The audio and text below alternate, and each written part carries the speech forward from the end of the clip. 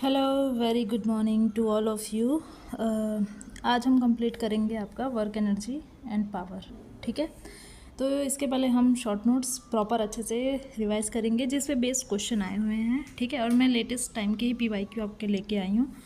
और ये आपके PYQ कौन कौन से एग्ज़ाम के हैं मैं एक बार आपको दिखा देती हूँ। यस, ये है। ठीक है, मैंने जहाँ कुछ कुछ लिखे हैं, ठीक है, बाकी ये रिपीटेड क्वेश्चन भी हैं। तो लाइक आपका यूके या यूपी का जो भी TGT PGT का एग्ज़ाम हुआ है, LT ग्रेड का एग्ज़ाम हुआ है, GIC या फिर गवर्नमेंट डिग्री कॉलेजेस का हुआ है, ठीक है, और KVS NVS EMRS और DSSSB का PGT लेवल का ही है। ठीक है, इनके क्वेश्चन मैंने लिए हैं। ठीक है, और जो कुछ TGT लेवल के भी थे कुछ, वो भी इसमें इंक्लूड कर रखा है। ठीक है, तो स्टार्ट करते हैं। लेकिन इससे पहले हम क्या करते हैं, एक थोड़ा सा आपका शॉर्ट पहले नोट्स का रिवाइज कर लेते हैं, सो दैट जब हम क्वेश्चन करेंगे तो आपको दिक्कत ना हो। ठीक है, यस। सो देखिए क्या है आपका, सबसे पहले वर्क के फॉर्मूले रिवाइज कर लेते हैं। वर्क का किस किस टॉपिक पे बेस्ड आपका क्वेश्चन आ सकता है। अगर आपका कांस्टेंट फोर्स है, ठीक है, अगर वेक्टर फॉर्म में गिवन है आपका, तो W क्या होता है F.S, जहाँ पे आपका S क्या होता है आपका डिस्प्लेसमेंट, F क्या होता है आपका फोर्स। ठीक है, लेकिन अगर एंगल दिया हुआ है कि डिस्प्लेसमेंट और फोर्स के बीच में एक पर्टिकुलर एंगल बन रहा है, तो आप क्या लगा सकते हो formula FS cos theta, where theta is the angle between the force and displacement vector. ठीक है, लेकिन अगर आपका वेरिएबल फोर्स दिया हुआ है और वहाँ आपको वर्क डन निकालना है, तो W क्या हो जाएगा F.dr। ठीक है, और अगर ग्रेविटी की वजह से आपको वर्क डन निकालना है, कोई भी ऑब्जेक्ट है जो h हाइट पे है, ठीक है, या कोई भी ऑब्जेक्ट है जो ग्राउंड पे है, उसे h हाइट तक ले जाना है, तो कितना काम करना पड़ेगा, वो क्या हो जाता है आपका फॉर्मूला mgh।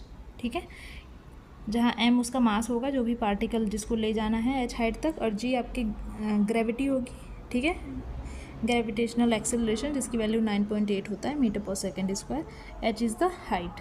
ठीक है, एक सेकेंड।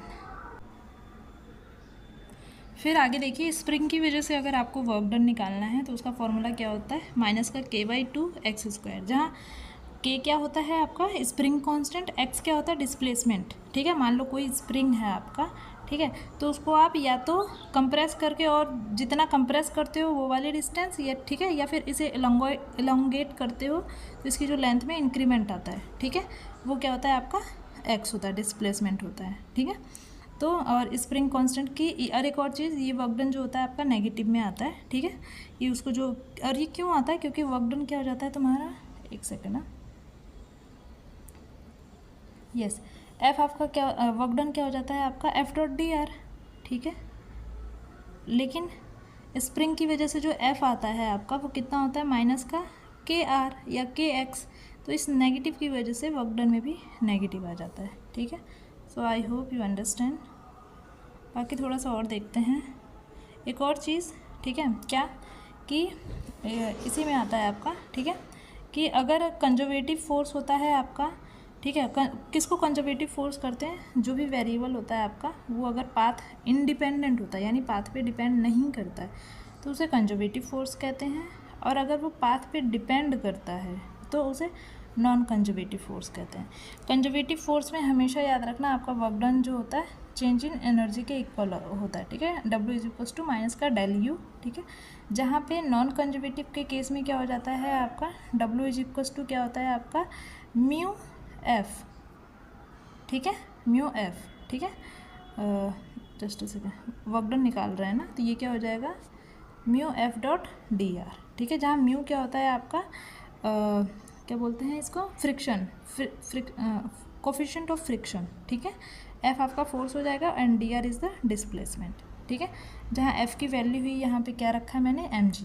ठीक है, तो ये तो पूरा कॉन्सेप्ट हुआ आपका किस पे, वर्क डन पे बेस्ड। ठीक है, और सेम इसी तरीके से एनर्जी के क्वेश्चन किस किस टॉपिक पे बन सकता है आपका। ठीक है, देखो एक चीज़, ड्यू टू मोशन जो एनर्जी एक बॉडी में होती है उसे क्या कहते हैं, काइनेटिक एनर्जी। ठीक है, काइनेटिक एनर्जी का फॉर्मूला क्या होता है 1/2 mv²। ठीक है, या फिर इसे मोमेंटम के टर्म में लिख सकते हो क्या, p²/2m, ठीक है।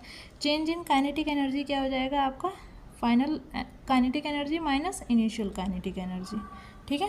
एंड एक आपका वर्क एनर्जी थ्योरम होता है, ठीक है, उस वर्क और ये कई न्यूमेरिकल में आपका यूज़फुल हो जाता है। जब अगर आपको समझ नहीं आ रहा है कुछ तो वर्क एनर्जी थ्योरम अगर लगा दोगे एनर्जी कंजर्व करके तो भी वैल्यू निकल जाती है, ठीक है। और इस पे भी बेस्ड क्वेश्चन है जिसे हम करेंगे। तो देखो वर्क एनर्जी थ्योरम के अकॉर्डिंग क्या होता है कि सम ऑफ इनिशियल एनर्जी, ठीक है, is always equals to the sum of final energy, ठीक है। तो सम ऑफ इनिशियली क्या है, मान लो काइनेटिक एनर्जी है प्लस पोटेंशियल एनर्जी है, in the same way final में क्या हो जाए, sum of kinetic energy plus potential energy, ठीक है। इसी तरीके से आपका पोटेंशियल एनर्जी क्या होता है, ड्यू टू पोजीशन, ठीक है। लाइक ग्रेविटेशनल पोटेंशियल एनर्जी क्या होगा, लाइक एक आप मान लो एक ऑब्जेक्ट है जो ग्राउंड से h हाइट पे है, ठीक है, यहाँ पे है, ठीक है, तो उसके लिए पोटेंशियल एनर्जी क्या हो जाएगा, mgh, ठीक है। और जनरल फार्मूला क्या होता है आपका ग्रेविटेशनल पोटेंशियल एनर्जी का, वो होता है माइनस का Gmm/r, जहाँ कैपिटल M क्या होता है आपका mass of the earth, small m क्या होता है मास ऑफ द ऑब्जेक्ट, ठीक है, आर क्या होता है डिस्टेंस, ठीक है, कि अर्थ के सरफेस से कितना दूर है या, ठीक है, उसके बेस पे। इसी तरीके से स्प्रिंग पोटेंशियल एनर्जी क्या निकालोगे आप, U is equals to k/2x², ठीक है, जहाँ k क्या होगा आपका स्प्रिंग कांस्टेंट होता है, ठीक है। ओके, तो हमने दो चीज़ कर लिया आपका, क्या वर्क डन कर लिया और एनर्जी कर लिया। एक और टर्म बचता है आपका क्या, पावर, ठीक है। इसके बाद हम क्या करेंगे, क्वेश्चन कर लेंगे। तो देखो पावर पे बेस्ड नॉर्मली दो ही फॉर्मूला आपका बनता है। एक की एवरेज पावर को कैसे डिफाइन करते हो, टोटल वर्क डन अपॉन में टाइम, ठीक है। तो ये क्या हो जाता है आपका एवरेज पावर, ठीक है। In the same way instantaneous power क्या होता है कि पर्टिकुलर किसी एक इंस्टेंट टाइम पे कितना पावर है, तो उसको आप इस तरीके से भी निकाल सकते हो, P is equals to F.V, ठीक है जी, जहाँ V क्या होता है आपका वेलोसिटी होता है, F क्या होता है आपका फोर्स होता है, ठीक है। तो इस तरीके से भी आपका क्या निकल जाता है इंस्टेंटेनियस पावर, ठीक है। और कुछ और चीज़ें ध्यान में रखना जो हम आगे PYQ में यूज़ करने वाले हैं, क्या कि स्प्रिंग कांस्टेंट क्या होता है आपका, जैसे फॉर्मूला हमने पढ़ा है क्या होता है, F is equals to kx, ठीक है। या जस्ट अ सेकंड रुको, हाँ, F इज इक्वल्स टू क्या होता है kx, ठीक है। यहाँ से अगर k को हम निकाल लें तो x नीचे आ जाएगा, तो यहाँ से हम देख सकते हैं कि k क्या है, x के इन्वर्सली प्रोपोर्शनल है, ठीक है। जहाँ x क्या होता है आपका लेंथ ऑफ स्प्रिंग, मतलब उसमें जो भी हम चेंजेस करते हैं कंप्रेस करके या फिर उसे एलोंगेट करके, ठीक है, तो वो डिस्प्लेसमेंट ही x है, ठीक है। तो यही फॉर्मूला था बस, ये इसी फॉर्मूले पे बेस्ड देखो कैसे सारे क्वेश्चन एग्जाम में आए हुए हैं, ठीक है। और अभी आप ध्यान से देखना, चाहे वो UKPSC हो, UKPSC का तो पिछले साल मतलब पिछला जो एग्ज़ाम हुआ है शायद 2020 में, 21 में या 23 में 5 क्वेश्चन आए हैं इस सिर्फ वर्क एनर्जी एंड पावर से, और कितने इजी क्वेश्चन आए हैं मैं अभी दिखाऊंगी आपको, ठीक है। और ये आपका UPGIC में भी क्वेश्चन इस पे बेस्ड जो आए हैं। तो एक चीज़ जो मैं आपको बहुत नॉर्मली एक्सप्लेन कर सकती हूँ, देखो कभी कभी क्या होता है ना, हम बहुत ज़्यादा पढ़ने के चक्कर में बेसिक चीज़ें लगाना भी भूल जाते हैं, यूज़ करना भी भूल जाते हैं, पढ़ना भी भूल जाते हैं। और मैं अभी आपको दिखाऊंगी विद प्रूफ कि कैसे इन्हीं फार्मूलों पे, ठीक है, जो ये मैंने आपको फार्मूले बताए हैं, ठीक है, ये बेसिक फार्मूले बताए हैं मैंने, इन्हीं पे बेस्ड कैसे पिछले साल के जो भी PYQ हैं इन एग्ज़ाम के, ठीक है, वो आए हुए हैं, ठीक है। बस आपको वो क्या लगाना आना चाहिए, ठीक है। तो चलो फिर करते हैं और देखते हैं कि कैसे यूज़ हुए हैं ये फॉर्मूले, ठीक है। तो यस, देखो जैसे आपका फर्स्ट क्वेश्चन है जो कि ये आपका NVS PGT में आया हुआ था और UP PGT में भी आया हुआ था, ठीक है। देखो क्या है, एक स्प्रिंग है और spring 40 mm long is stretched by the application of a force, if 10 Newton force is required to stretch the spring through 1 mm, then work done in stretching the spring through 40 mm, ठीक है। Displacement दे दिया है, main उस पर ध्यान दिया करो जो निकालना है, ठीक है। उसके बाद समझ आता है कि क्या क्या और चाहिए हमें। तो 40 mm उसने एलोंगेट कर दिया है, स्ट्रेच कर दिया है, ठीक है। तो वर्क डन निकालना, तो वर्क डन का फॉर्मूला मुझे पता है क्या, k/2x², ठीक है। तो x कितना दिया है 40 mm, विच इज़ फाइन, ठीक है। तो k/2 ये 40 का mm को मीटर में कर लिया है, ठीक है, × 10⁻³ करके। k क्या है आपका स्प्रिंग कांस्टेंट, वो तो नहीं दिया है, यानी वो उसके लिए कुछ और डाटा दिया होगा, तो उसके लिए ये दिया है। देखो 10 न्यूटन का फोर्स जब लगा रहे हैं तो 1 mm का स्ट्रेचिंग हो रहा है, ठीक है। तो F इज इक्वल टू क्या होता है kx, तो यहाँ से k अगर निकालो तो F/1x, तो 10 न्यूटन का फोर्स लगाए तो 1 mm उसमें क्या हुआ, स्प्रिंग स्ट्रेच हो गई। तो ये लगा के मैंने क्या निकाल लिया, k निकाल लिया। अब इसी k को उठा के यहाँ रख दो, तो ये रख दिया 10⁴ और इसको सॉल्व कर लिया, 8 जूल आ गया। बताओ इसमें क्या था, कुछ नहीं था, ठीक है। बस आपको फॉर्मूला पता होना चाहिए और शांति से लगाना आना चाहिए। कभी कभी देखो आजकल मोस्टली जो प्रॉब्लम ये हो रही है ना, एक तो इतना कंटेंट अवेलेबल हो गया बच्चों को कि उन्हें समझ तक नहीं आ रहा वो कितना पढ़ें और क्या पढ़ें, ठीक है। तो मैं कहूँगी विद पेशेंस आप कम पढ़ो, डिसेंट वे में पढ़ो, PYQ एनालिसिस करके पढ़ो। ये एक्चुअली क्वेश्चन बन कैसे रहे हैं, आप बहुत एडवांस लेवल तक का भी पढ़ ले रहे हो जो कि रिक्वायर्ड नहीं है। बेसिक पढ़ो, ठीक है। बेसिक आपका बहुत अच्छे से हो जा रहा है, तो पहले क्वेश्चन लगाना देखो कि क्वेश्चन लग भी रहा है कि नहीं। अब जैसे ये देखो क्वेश्चन इतना ईजी था, लेकिन ये क्वेश्चन भी बच्चे नहीं कर पाए थे, ठीक है। देखो kinetic energy per unit volume of a perfect gas is equal to, ठीक है। देखो काइनेटिक एनर्जी को P के टर्म में पूछा है, ठीक है। तो पहली चीज़ P क्या है, आपका प्रेशर है। ये आपका KTG जो काइनेटिक थ्योरी ऑफ गैसेज है उस पर बेस्ड था, लेकिन ये एनर्जी में ही एनर्जी पे बेस्ड ही क्वेश्चन था, इसलिए इसमें इन्वॉल्व किया मैंने, ठीक है। देखो क्या है, हमें पता है, हमने उसमें KTG में पढ़ा है कि P का फॉर्मूला क्या था, यानी प्रेशर इज इक्वल टू क्या होता है आपका, ये आपका ρ/3 होता है और v यानी वेलोसिटी का स्क्वायर होता है, ठीक है। तो वही लिखा है मैंने यहाँ पे, ओके। और सेम आपका काइनेटिक एनर्जी का फॉर्मूला क्या होता है, सिर्फ काइनेटिक एनर्जी का बोल रही हूँ। काइनेटिक एनर्जी का फॉर्मूला क्या होता है आपका, k is equal to 1/2 mv², ठीक है। एक सेकेंड रुको मैं साफ़ कर देती हूँ। हाँ, k इज इक्वल टू क्या होता है 1/2 mv², लेकिन इसने क्या बोला, kinetic energy per unit volume, तो मैंने इसे वॉल्यूम से डिवाइड कर दिया, तो इधर भी वॉल्यूम से डिवाइड कर दिया, और ये k/v को मैंने k' मान लिया, ठीक है। और यहाँ एक सेकेंड रुको, और ये m/v मास अपॉन वॉल्यूम क्या होता है, रो डेंसिटी, तो ρ/2 v² बन गया फॉर्मूला, ठीक है। किसका, k' का, यानी कि kinetic energy per unit volume, ठीक है। इसने हमसे यही कहा था कि kinetic energy per unit volume of a gas is equal to, तो k' और ये p, ये वाले इक्वेशन को इस वाले इक्वेशन से डिवाइड कर दिया, तो k'/p, ये 1/2 v² से v² तो कट जाएगा, ठीक है, रो से रो कट जाएगा, तो ये 3 ऊपर चला जाएगा 3/2 और बाकी तो कट गए, ठीक है। तो यहाँ से हम लिख सकते हैं कि ये kinetic energy per unit volume यानी अपॉन में v है, ठीक है। ये अपॉन में इसके v है इज इक्वल टू 3/2 प्रेशर। लेकिन अगर ये हमसे पूछता सिर्फ काइनेटिक एनर्जी बताओ प्रेशर के टर्म में, तो इस वॉल्यूम जो नीचे आ रहा है इसको इधर भेज देते, तो इधर भेजते तो ये मल्टीप्लाई में आता, ठीक है, ये डिवाइड में नहीं आता, ठीक है।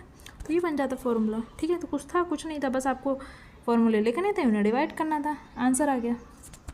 अगला क्वेश्चन देखो, अब आगे का यहाँ से देखो, मैं आपको बताऊँ ये, हाँ 2020 में जो UKPSC का आपका लेक्चरर का एग्ज़ाम हुआ था, ठीक है, उसमें दिखाती हूँ मैं आपको।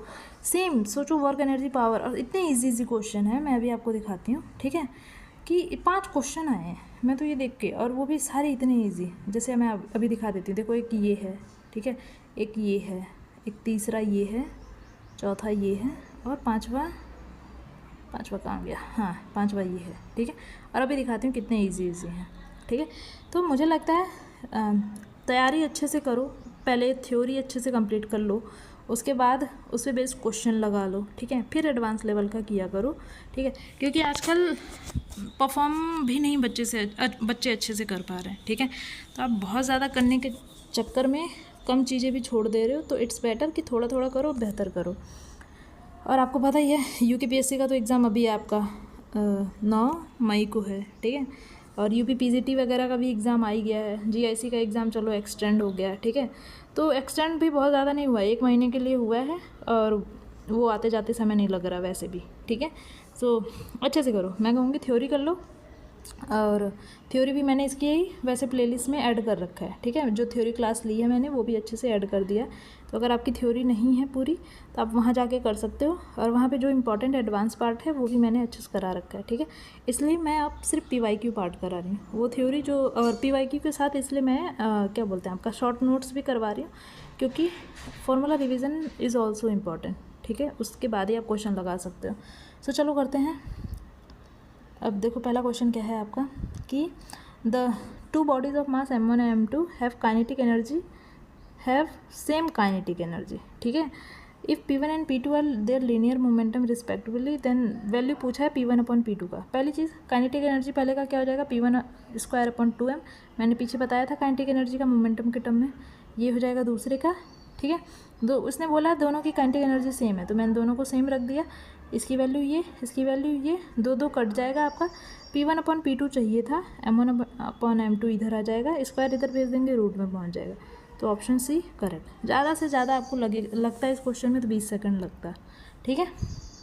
अगला क्वेश्चन देखो, अगला क्वेश्चन क्या है हमारा कि a heavy stone is thrown from a cliff of height h, ठीक है। यहाँ से एक कोई स्टोन को फेंका जा रहा है विद अ स्पीड v, ठीक है। The stone will hit the ground, ठीक है, with maximum speed if it is thrown. मतलब पूछ रहा है कि जब जो भी ऑब्जेक्ट या जो भी मान लो कोई पत्थर वत्थर फेंका जा रहा है तो वो यहाँ ग्राउंड पे पहुँचेगा मैक्सिमम वेलोसिटी के साथ कब, जब मैं उसे हॉरिजेंटली एक सेकंड रुक साफ कर दूँ, जब मैं उसे हॉरिजेंटली फेंकूँगी तब, या फिर मैं उसे वर्टिकली ऐसे फेंकूँगी तब, या फिर उसे वर्टिकली ऐसे फेंकूँगी तब, या फिर कुछ भी नहीं, ठीक है। तो देखो सबसे इंपॉर्टेंट चीज़ मैं बता दूँ, फॉर्मूले बेस पे भी बता देते और सीधी सी एक चीज़ देखो, यहाँ मैंने वर्क एनर्जी थ्योरम वाला फॉर्मूला लगा लिया। क्या, initial kinetic energy equals to final kinetic energy, sorry initial total energy is equals to final total energy. तो यहाँ दो ही तरीके की एनर्जी हो सकती है, एक पोजीशन की वजह से और एक मोशन की वजह से। तो जब ऑब्जेक्ट को यहाँ से फेंका जा रहा है तो इनिशियल काइनेटिक एनर्जी क्या हो जाएगी 1/2 mv², और क्योंकि h हाइट पे है तो पोटेंशियल एनर्जी mgh हो जाएगा।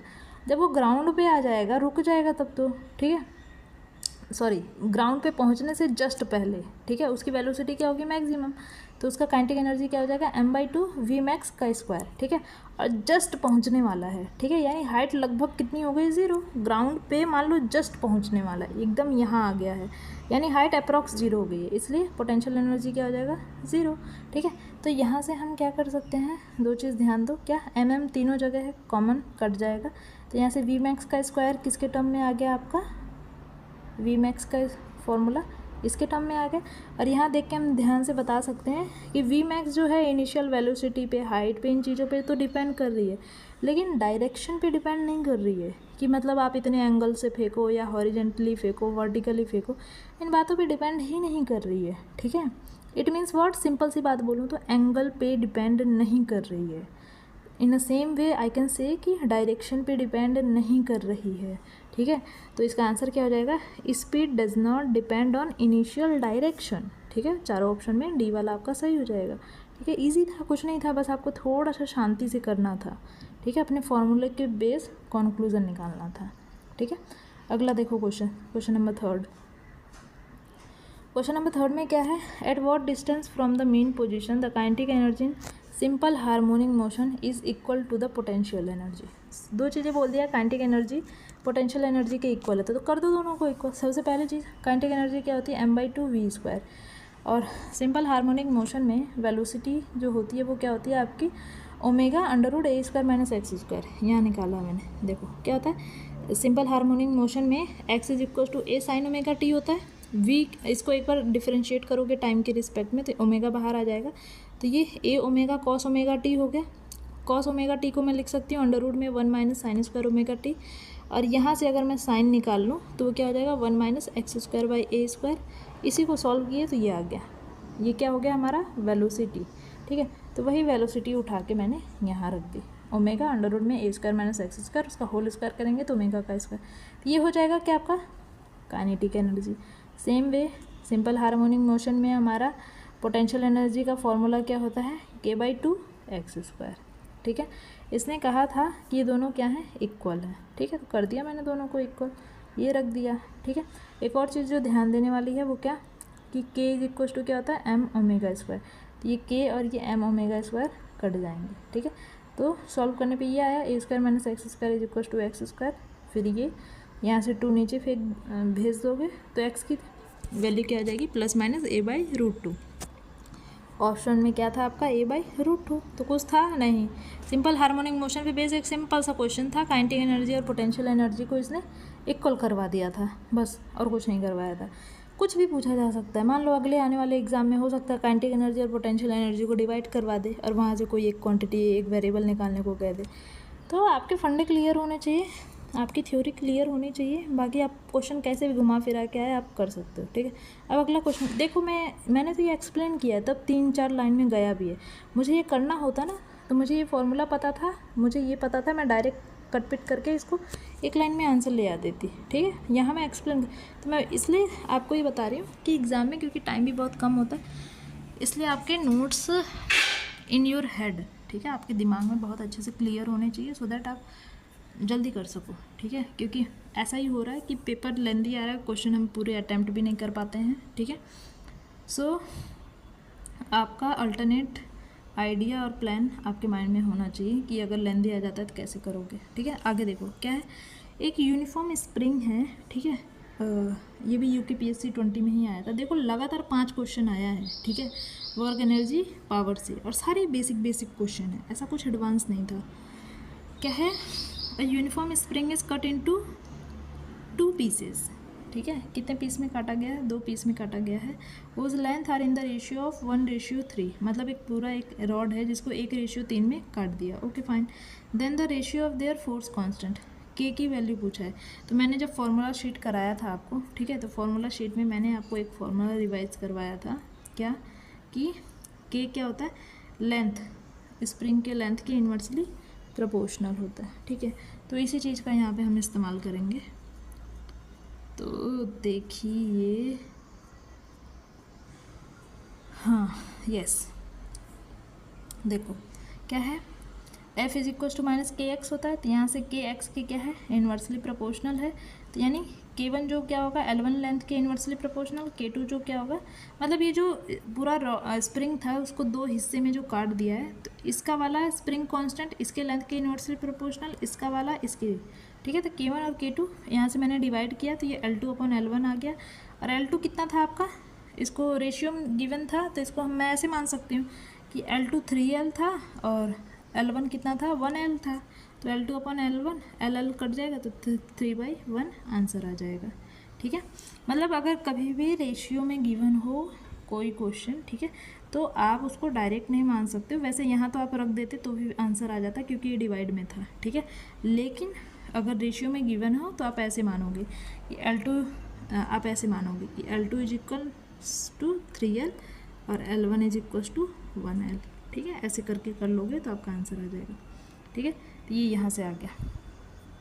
चलो अगला देखो, लास्ट क्वेश्चन UPSC का, फिर GIC का है। हाँ जी, देखो ये भी क्या है, कह रहा है K इतना है, इस पर एक स्प्रिंग कांस्टेंट था, मैंने पूरी लैंग्वेज में लिखी है, ठीक है, जिसको कंप्रेस किया गया है 1 सेंटीमीटर से, ठीक है, और उसका K इतना है। तो कह रहा है वर्क डन बताओ। तो वर्क डन का फॉर्मूला मैंने आपको बताया था कि नेगेटिव में माइनस का K/2x² होता है। तो माइनस का K कितना हो जाएगा, 50/2, और x क्या है सेंटीमीटर में, तो मीटर कर लो। सॉल्व करोगे तो माइनस का ये आया, और मैंने एक और डेसिमल इधर लगा दिया, तो माइनस का 2.5 × 10⁻³ जूल। तो आंसर क्या आ जाएगा, माइनस। यहाँ अगर आपको माइनस प्लस नहीं पता होता तो आपका क्वेश्चन गलत हो सकता था, क्योंकि एक आंसर नेगेटिव में है और एक पॉजिटिव में भी आंसर था। सो आप यहाँ कंफ्यूज हो सकते हो कि अब इन दोनों में क्या होगा, यानी न्यूमेरिकल डाटा पे ये डिपेंड नहीं कर रहा, साइन पे भी डिपेंड कर रहा। ओके। तो यहाँ होता है आपके UPSC के 5 क्वेश्चन कंप्लीट, ठीक है, लेटेस्ट वाले। अब करते हैं UPGIC का। देखो क्या है, ये भी क्वेश्चन इजी है और मैं लिख के आपको दे सकती हूँ कि ये मोस्ट ऑफ द स्टूडेंट इस क्वेश्चन को छोड़ के आए होंगे, ठीक है। देखो क्वेश्चन क्या था और आप खुद बताना ये इजी है, इजी था कि टफ था, ठीक है। देखो क्या है, एक इलेक्ट्रॉन है और पॉजिट्रॉन है, ठीक है, प्रैक्टिकली एट रेस्ट हैं, ठीक है। और come together and annihilate each other the energy released will be, ठीक है। मतलब एक इलेक्ट्रॉन है, एक पॉजिट्रॉन है, ठीक है, दोनों इकट्ठे होते हैं तो रेस्ट पे आ जाएंगे आपके, ठीक है। तो कह रहा है इस ड्यूरेशन में जो एनर्जी रिलीज होती है वो क्या होगी, तो क्योंकि वो रेस्ट में ही मिलते हैं, ठीक है, तो वो वहाँ पे एनर्जी क्या होगी, एक ही पॉसिबल है, रेस्ट एनर्जी, क्योंकि और किसी चीज़ के बारे में तो कुछ कहा ही नहीं है, ठीक है। और रेस्ट एनर्जी हमें पता है क्या होता है, mc²। तो दोनों की एनर्जी क्या हो जाएगा, समेशन, कि rest energy of electron and rest energy of positron, ठीक है। c² कॉमन ले लिया, mass of electron, mass of positron, और दोनों के मास क्या होते हैं, सेम ही होते हैं, ऐसा तो है नहीं प्लस माइनस में होते हैं, वो चार्ज होता है जो प्लस माइनस में होता है। तो बस दोनों को जोड़ा, मल्टीप्लाई किया, आंसर आ गया। तो आंसर क्या हो जाएगा, ए करेक्ट हो जाएगा। तो कुछ था इस क्वेश्चन में नहीं, बस आपको थोड़ा सा आराम से, ठीक है, इस क्वेश्चन को अटेम्प्ट करने की कोशिश करना चाहिए था, तो भी आप कहीं ना कहीं अप्रॉक्स पहुंच जाते। सो यस, ये आपका UPGIC का क्वेश्चन था, ठीक है। आगे देखिए, PGT का है ये तो इजी क्वेश्चन था। क्या था आपका, if work done by a force in moving a particle from point A two point B does not depend on the path पे डिपेंड नहीं कर रहा, कह रहा फोर्स बताओ कैसा होगा, कंजर्वेटिव, यानी जब पाथ पे डिपेंड नहीं करता तो कैसा होता है, कंजर्वेटिव, ठीक है। ये तो इजी क्वेश्चन था। अब अगला देखो, ये क्या है आपका, कि ये भी PGT का ही क्वेश्चन था। क्या है, a spring of spring constant K, ठीक है, is cut into 2 pieces such that 1 piece is double the length of the other. मतलब ऐसा मान लो एक कोई पूरा एक रॉड स्प्रिंग है, उसको ऐसे काटा कि एक हिस्सा दूसरे का क्या है, 2 गुना है, यानी ये अगर 1L है तो दूसरा क्या होगा, 2L होगा, ठीक है। तो कह रहा है the spring constant of long piece will be, ठीक है, क्या पूछा है, लॉन्ग पीस का स्प्रिंग कांस्टेंट, एक सेकंड, ठीक है। तो देखो कैसे करेंगे इस क्वेश्चन को, भी था कुछ नहीं, जो पीछे लगाया था वही लगाना है। क्या कि स्प्रिंग कांस्टेंट लेंथ के क्या होता है, इन्वर्सली प्रोपोर्शनल, ठीक है। तो अगर मान लिया ये 2L में कट गया और ये 2L में डिवाइड हो गया ये 1L में, इसका मतलब टोटल लेंथ अप्रॉक्स कितना रहा होगा, 3L, ठीक है। तो इनिशियली जो स्प्रिंग कांस्टेंट है वो 3L के इन्वर्सली प्रोपोर्शनल है, ठीक है। और इसने क्या पूछा था, the spring constant of long piece, यानी बड़ा वाला पीस, यानी 2L का पूछा है, ठीक है। तो 2L वाले का स्प्रिंग कांस्टेंट क्या होगा, 2L के इन्वर्सली प्रोपोर्शनल हो जाएगा, ठीक है। दोनों को डिवाइड कर देंगे K' को, तो आंसर क्या आ जाएगा आपका 3/2, और LL कट जाएगा, तो यहाँ से 2L वाले पार्ट का स्प्रिंग कांस्टेंट कितना आ जाएगा, 3/2K, ठीक है। तो आंसर आपका A सही हो जाएगा, ठीक है। तो इस क्वेश्चन में भी मतलब इजी था, बस आपको अटेम्प्ट करने की कोशिश करना चाहिए, और थोड़े से ये बेसिक चीज़ें, ये फंडे आपको पता होने चाहिए, ठीक है, तो आप कर सकते हो, ठीक है। इसके बाद क्या है हमारा, इसके बाद आपका फॉर्मूला शीट है, ठीक है। इसका ये 10 क्वेश्चन हमने यहाँ पे अटेम्प्ट किए जो आपके लेटेस्ट एग्ज़ाम में आए हुए थे, ठीक है। तो और इससे पहले जो मैंने थ्योरी क्लास कराई थी वहाँ भी अप्रॉक्स मैंने कम से कम 10 क्वेश्चन कराए होंगे, तो ये अप्रॉक्स आपके 20 क्वेश्चन कंप्लीट होते हैं, ठीक है। तो अच्छे से रिवाइज़ करो, ठीक है, बार बार एग्ज़ाम नहीं आता है आपका, ठीक है। तो अच्छे से तैयारी करो, और मैं फिर से कहूँगी बहुत ज़्यादा पढ़ने के चक्कर में ऐसा ना हो कि आप जो चीज़ें आसान हैं, जो चीज़ें आप कर सकते हैं वो ना करें, क्योंकि मैंने कुछ अभी लेटेस्ट के जो एग्ज़ाम देखे हैं, सच बोलूँ तो बच्चे नहीं कर पाए हैं। आप बोलो UPLT का जो एग्ज़ाम आया है, सोचो बच्चे मिनिमम क्राइटेरिया ही पूरा नहीं कर पाए हैं, ठीक है, मेंस में क्या ही जाएंगे, ठीक है। क्यों नहीं कर पाए हैं, क्योंकि वो इतना ज़्यादा पढ़ने के चक्कर में, पूरा सिलेबस कवर करने के चक्कर में एग्ज़ाम में वो अटैम्प्ट तक नहीं कर पाए हैं, ठीक है। इजी क्वेश्चन को अटैम्प्ट नहीं कर पाए हैं, ठीक है। उसी तरीके से और भी 1-2 एग्ज़ाम का है, खैर ठीक है, उस पर टाइम वेस्ट नहीं करेंगे। मैं सिंपल सी एक बात बोलूँगी, सफिशिएंट टाइम है आपके पास, क्योंकि UPGIC का भी आपका एग्ज़ाम डेट क्या है, बढ़ गया है, ठीक है। तो उसमें भी अभी आपके पास अप्रॉक्स 1 महीना फिर से मिल गया है, किस में, ये मैं किसकी बात कर रही हूँ, ये GIC की बात कर रही हूँ, ठीक है, UP वाले का, ठीक है। उसी तरीके से उत्तराखंड वाले का जो भी एग्ज़ाम है आपका, वो क्या है, 9 मई को है, और आज अप्रॉक्स आपका 18 अप्रैल है। तो ले दे के आपके पास कितना बचा है, अप्रॉक्स 20 दिन बचे हैं, ठीक है। तो अच्छे से पढ़ो, सिर्फ पढ़ने से नहीं होगा, क्वेश्चन अटैम्प्ट करो, PYQ तो कम से कम लगाओ, एक टॉपिक पे बेस्ड कम से कम सो यस, अच्छे से पढ़िए, बाकी फिर मिलते हैं। और हाँ, PYQ ज़रूर लगाओ, आपको उससे आइडिया तो होगा कि जो पढ़ते जा रहे हो अंधाधुन एग्ज़ाम में क्वेश्चन कैसे आ रहे हैं। ठीक है, तो थ्योरी कंप्लीट करने के बाद PYQ के क्वेश्चन ज़रूर देखो। ठीक है, और यस, अपना ख्याल रखो। ठीक है, बहुत ज़्यादा पढ़ने के चक्कर में ऐसा भी नहीं है कि हेल्थ को आप इग्नोर करो। अपना ख्याल रखिए अच्छे से। ठीक है, फिर मिलते हैं आपका नए टॉपिक और नए क्वेश्चन शीट के साथ। ठीक है, तब तक के लिए आप अपना ध्यान रखें और अच्छे से पढ़ें। Okay, bye bye.